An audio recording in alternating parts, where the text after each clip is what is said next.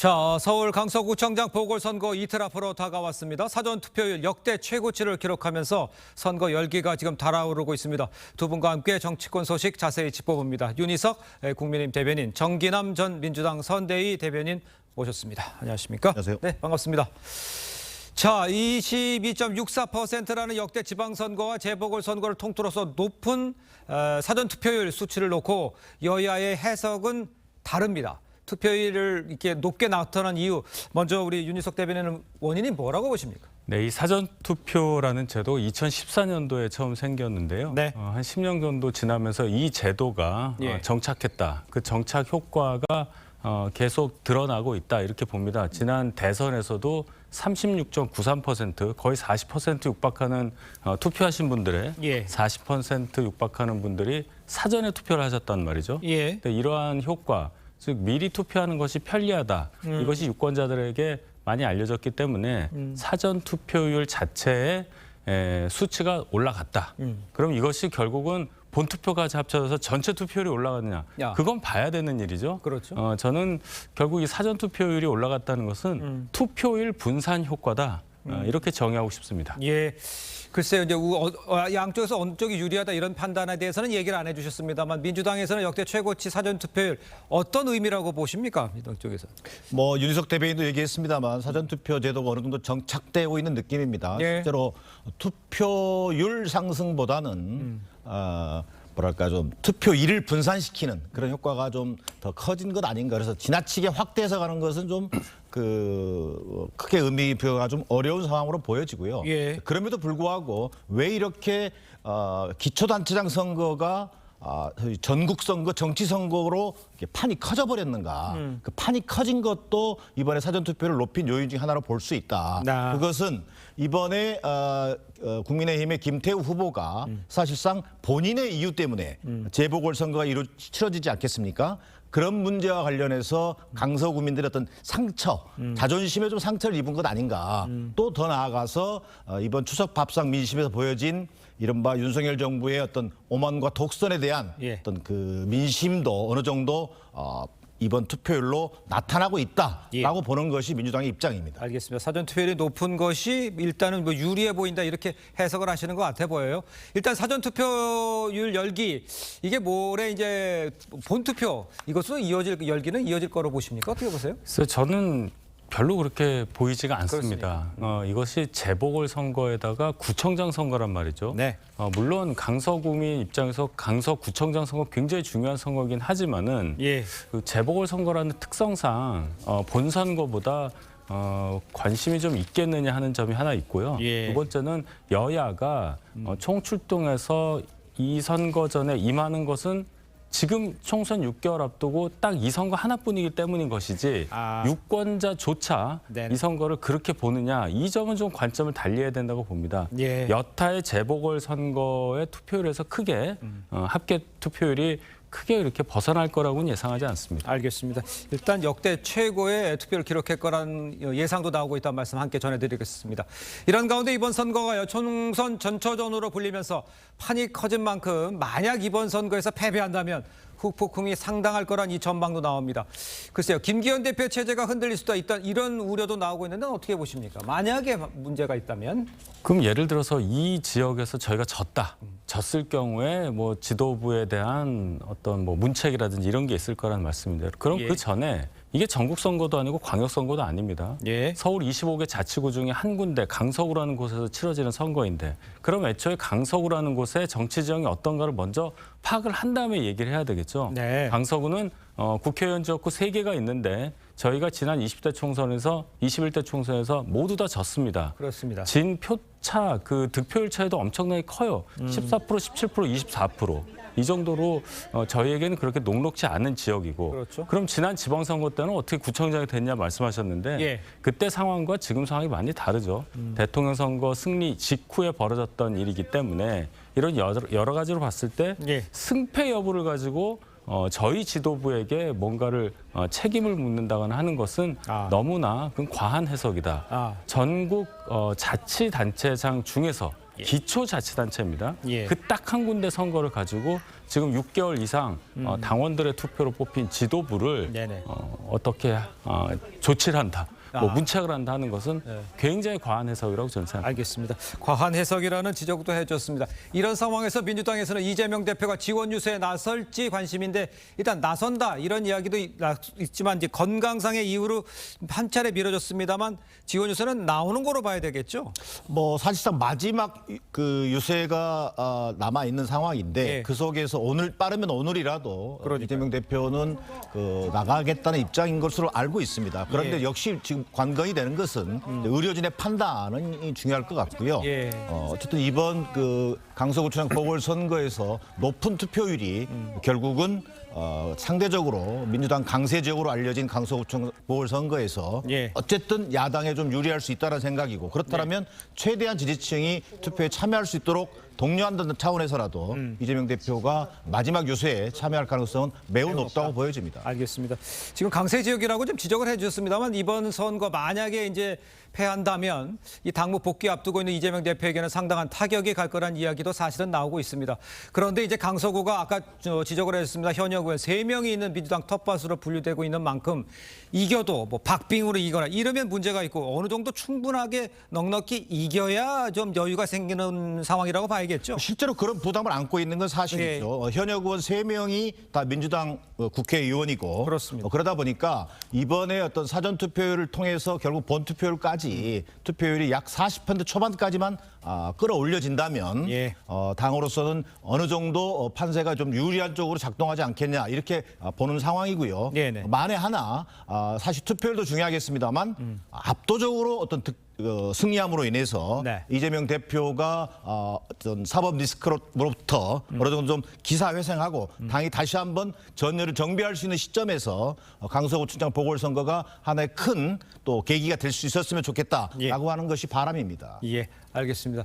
그런데요, 이번 선거판이 커져버린 것이 김태호 전 구청장의 사면 판결을 받고 이 국민의힘이 후보로 다시 공천하면서 여야가 이제 전면전 양상으로 번진 겁니다. 그렇기 때문에 만약에 패배한다면 공천에 대한 이 책임을 놓고도 논란이 불거질 거다 이런 우려가 나오고 있는데 거기에 대해서는 대변인 어떻게 생각하세요?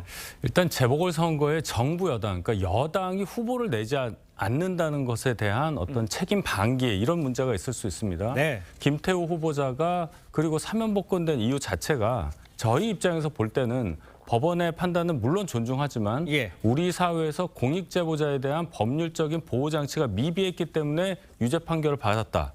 결국 공익제보자로서 그 순수한 뜻이 인정받지 못했다 예. 하는 부분을 저희가 알기 때문에 예. 김태우 후보자가 사면 복권이 됐다고 본 것이고요. 김태우 후보자를 저희가 뭐 지명해서 공천을 한 게 아니라 네. 당내 경선을 통해서 선출된 후보입니다. 그래서 선거에 임하는 것이기 때문에 이 선거의 의미 자체가 김태우 후보의 어떤 유책 사유로 인해서 귀책 사유가 있기 때문에 이 재보궐선거에 후보를 내지 않아야 한다더니 이러한 논리에는 저희가 동의할 수 없다는 설명을 제가 지금 드린 거고요. 예. 결국 여당 입장에서 물론 저희의 어떤 귀책 사유로 후보를 낼 수 없는 경우도 있다. 내지 않을 수 있다는 규정이 있음에도 불구하고 그것이 예. 조각됐다는 의미를 말씀드리는 거고 예. 저희는 최선을 다하는 겁니다. 김태우 후보자가 갖고 있는 그 유죄 판결에 대해서도 국민들께 다시 한번 소명하는 그런 기회가 되는 거고요. 예. 여당으로서의 책임을 다하기 위해서 이번 선거 전에 최선을 다해서 임하고 있다. 이렇게 말씀드리겠습니다. 알겠습니다. 강서구청장 보궐선거 모두 6명의 후보가 출마를 했습니다. 사전투표 전에 우리 공화당과 국민의힘 단일화를 합의를 했죠. 보수 진영 단일화 효과는 어느 정도라고 보시는지 진보 쪽에서는 조금 계속 여러 후보가 나오고 있는 상황이기 때문에 그건 어떤 영향을 미치는지 판단이 좀 쓰시는입니까? 글쎄요. 단일화라고 하는 것은 전국 선거, 이른바 대통령 선거라든지 우리가 네. 기억하고 있습니다마는 예. 뭐 DJP 연대나 노무현 정몽준 단일화와 같은 좀 그런 정도의 어떤 효과 그 단일화가 추진될 때 많이 나름대로 좀 임팩트도 있고 또 효과도 있을 걸로 보여집니다. 그러나 보궐선거 단위에서 단일화는 그다지 큰 의미가 없을 걸로 보여집니다. 네. 한마디로 얘기해서 찻잔 속 태풍에 불과할 거다.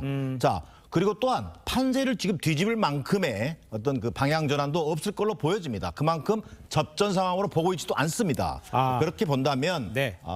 만에 하나 제3지대 후보가 연대를 통해서 소위 양당 지지층에게 어떤 염증을 느끼고 있는 중도 무당파 후보들이 예. 연대를 했더라면 또 나름대로 의미가 있었겠습니다만 보수 진영 간의 후보 단일화는 유권자들의 마음을 흔들 만큼 예. 큰 파괴력은 없다라고 하는 것이 저희 판단입니다. 그 내년 총선을 가기 위한 전초전이다 이런 분석들 많이 하고 있잖아요. 그렇다 보면 글쎄요, 기초단체장이라 의미를 축소하는 부분도 있겠습니다만 전체적으로 이것이 그 영향을 미친다 이렇게 보십니까? 판사? 저는 어쨌든 간에 지금 선거 양상 자체가 양당 지지층의 최대 결집 이런 양상으로 내년 총선도 이루어지기 때문에 예. 결국은 단일화 효과보다는 소위 무당파 중도 성향의 유권자를 어느 정당이 더 유입하느냐 예. 그 효과가 총선 승리의 향배가 될 것으로 보여집니다. 예, 우리 대변인께서 보시기에는 지금 그 전초전 얘기를 한다면 그렇게 의미를 부여하고 있지는 않다 이렇게 봐야 됩니까? 아니면 전혀 다른 얘기입니까? 기초단체장이기 때문에 어떻게 봐야 됩니까? 논리적으로 강서구라는 정치 지형이 만약에 여야 이 스윙보터 지역이다. 양쪽이 비등비등하다면 그런 해석이 가능할 수도 있겠으나 예. 말씀드린 대로 15% 정도 저희가 좀 열세인 지역이라고 볼 수밖에 없어요. 예. 그런 차원에서 생각을 해야지 예를 들어서 보궐선거가 강남구에서 있었으면 어떻게 해석을 하시겠습니까? 그러네요. 역으로 질문하고 싶습니다. 알겠습니다. 자, 계속해서 다음 주제 먼저 영상으로 만나보고 이야기를 이어가도록 하겠습니다. 이에요. 후보자에 대해서 누가 갖고 있는지 공개해주시면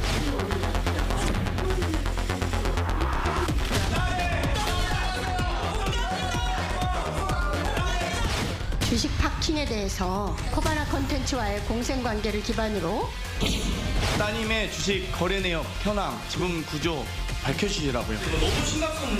그러면 그만하세요.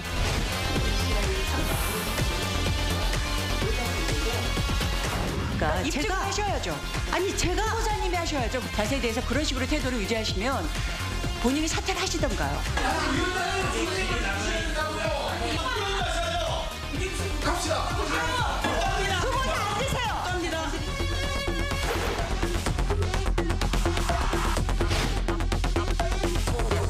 후보자 주랭랑이라는 초유의 사태는 국회 헌정 사상 두고두고 기록될 것입니다. 자, 저 장면 보고 당황하신 분들은 아마 많으셨을 거예요. 보신 것처럼 김행 여성가족부 장관 후보자 인사청문회 퇴장 후에 돌아오지 않은 아주 이례적인 일이 발생을 했습니다. 여야는요, 청문회 파행 책임을 두고 이 내탓 공방을 벌이고 있는 이 상황이죠.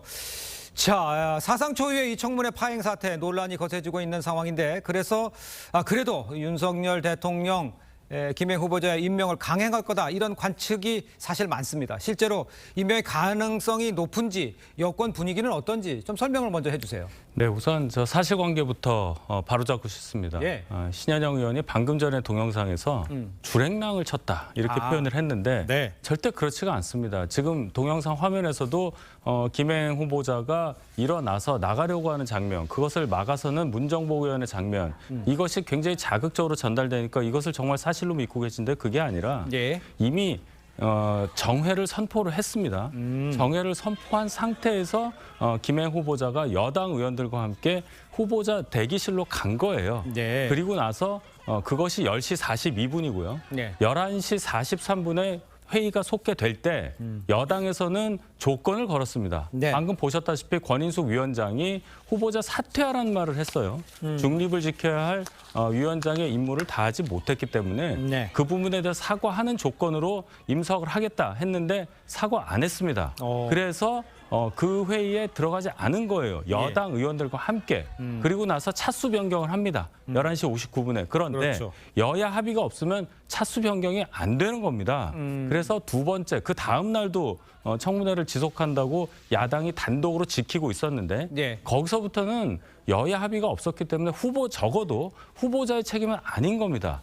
퇴장을 한 것은 맞으나 예. 도망을 갔다든지 주랭랑을 친 것은 아니라고 보고 네. 이런 차원에서 보면 지금 윤석열 대통령이 그럼 이럼에도 불구하고 김행 후보자를 임명할 거냐 이 얘기도 이 상황을 알고 나신 분들이라면 예. 여타의 후보자와 다를 바가 없는데 윤석열 대통령이 의지를 갖고 지명한 후보에 대해서 임명 과정에 대한 어떤 다른 판단을 하리라 이런 얘기 제가 들은 바가 없습니다. 알겠습니다. 일단 지금 길게 설명을 해주셨습니다. 일단 뭐 주랭랑 쳤다든가 이런 지적에 대해서는 전후 사정을 자세히 설명해 시정을 이렇게 드렸습니다. 일단요, 김행 후보자 지난 5일 인사청문회 도중 퇴장 후에 6일 야당 청문 단독으로 열린 청문회에 불참을 했죠. 이 상황에 대해서 청문회 퇴장한 것에 대해서 그러면 법적 책임, 지금 설명을 들어보면 법적 책임 전혀 없어 보이는데 대변인께서는 어떻게 보십니까? 글쎄요, 또 아쉽게도 예. 현행 국회법 인사청문회법 상헌에는 처벌 규정이 없습니다. 예. 자, 왜 그렇겠습니까? 출석을 전제로 했기 때문입니다. 예. 이런 사상 초유의 일이 발생하리라고는 전혀 예상하지 못했던 것이죠. 그러다 보니까 어떤 블랙 코미디 같습니다만 예. 김행 방지법을 만들어야 되는 거 아니냐 이런 논란이 나오는 겁니다. 예. 어떻게 일국의 국무위원 후보자가 청문회장에서 지금 퇴장이라고 말씀합니다만 그 장면은 모든 국민들이 다 보았던 장면입니다. 예. 최소한 아무리 야당의 공세가 세다 하더라도 또 위원장의 어떤 진행이 마음에 들지 않는다고 하더라도 장관 후보자가 청문회장을 박차고 나간 것은 네네. 그 어떤 명분으로도 장관 후보 자격이 없음을 스스로 자인한 것으로 봐야 된다. 네. 자, 그럼에도 불구하고 윤석열 대통령이 장관 후보자에 대해서 임명을 강행한다? 예. 이것은 결국은 임명 강행이라고 하는 무리수를 두면 결국 국정 운영의 부담으로 두고두고 작동할 거라는 것을 분명하게 얘기하고 싶습니다. 알겠습니다. 일단 김행 후보자 인사청문회 이제 파행은 된 거죠. 이 파행 논란을 두고서 여야의 입장은 지금 평행선을 달리고 있습니다. 직접 들어보겠습니다. 김행 후보자의 임명을 강행한다면 이 정부의 인사가 망사이고 국민을 철저히 무시하는 정권이라는 것을 다시 한번 증명하는 일이 될 겁니다. 이 부분에 대해서 별도의 새로운 인사청문회를 하거나 또는 여기에 대해서 스스로 포기할 만한 사안은 아니다. 자, 김 후보자의 이제 퇴장을 두고 야권에서는 이 김행 후보자가 주랭랑을 쳤다 이렇게 이야기를 했죠. 그래서 김행랑, 행방불명 이런 강도 높은 비판을 이어가고 있는 상황이고요. 여당에서는요, 권인숙 위원장의 편파 운영 때문에 이런 지적도 사실 나오고 있습니다. 아까 자세히 설명을 해주셨습니다. 주랭랑에 대해서는 아닌 것 같은 생각이 들지만 어쨌든 참석을 안 한 문제잖아요. 어떻게 판단하십니까? 글쎄요. 그동안 김행 후보자가 어떤 태도를 보여왔습니까? 청문회를 앞두고 예. 기자들이나 언론의 집요한 요청이 있었습니다. 또 예. 국회에서 자료 요구들이 많이 제기됐습니다. 그럴 때마다 김행 후보자가 했던 얘기는 청문회에서 다 밝히겠다. 네네. 자, 이뤄냈고 결국은 그렇게 여러 차례 공언해 놓고 막상 청문회가 열렸더니 예. 결국은 무조건 사실이 아니다라고 우긴다든지 그러면서 결국은 자리를 박차고 나간 겁니다. 예. 자, 이제 와서는 위원장의 어떤 편파 진행을 문제 삼고 있습니다. 네네. 자, 권인숙 위원장이 뭐라고 했습니까? 그런 식으로 할 거면 사퇴하든지라고 하는 입장을 밝힌 겁니다. 자, 근데 그 사퇴라는 말이 자극을 했다는 건데 그렇다고 하더라도 네네. 설사 자극했다고 하더라도 김행 후보자가 소위 청문회장을 박차고 나가는 이른바 주랭랑을 치는 그런 행동 자체를 저는 정당화할 수 없다고 생각합니다. 예, 이런 지적과 비판에 대해서는 어떻게 반박하시겠습니까? 그 주랭랑이 아니라고 말씀드렸잖아요. 그렇습니다. 지성호 의원이 나가자고 하신 것이고 그 상태에서 대치하다가 권인숙 위원장이 결국은 정회를 선포를 한 거예요. 네. 김행 후보자가 갑자기 있다가 화가 나서 자리를 박차고 나갔다 이런 식으로 지금 계속 말씀하시잖아요. 그게 예. 아니다. 지금 저 상황을 한번 보십시오. 얼마나 고성이 많이 오가고 그 분위기가 험악했습니까? 예. 김행 후보자가 집으로 귀가할 때 0시 30분까지 대기실에 있었는데 네네. 위해를 당할까 봐 정경희 간사가 저희 당의 정경희 간사가 끝까지 차에 타는 것까지 따라갔다는 거예요. 어허. 그 정도까지 분위기가 안 좋은 상황에서 어떻게 후보자가 국회의원들 저렇게 많은데 17명 중에 11명이 민주당 야당 의원이에요.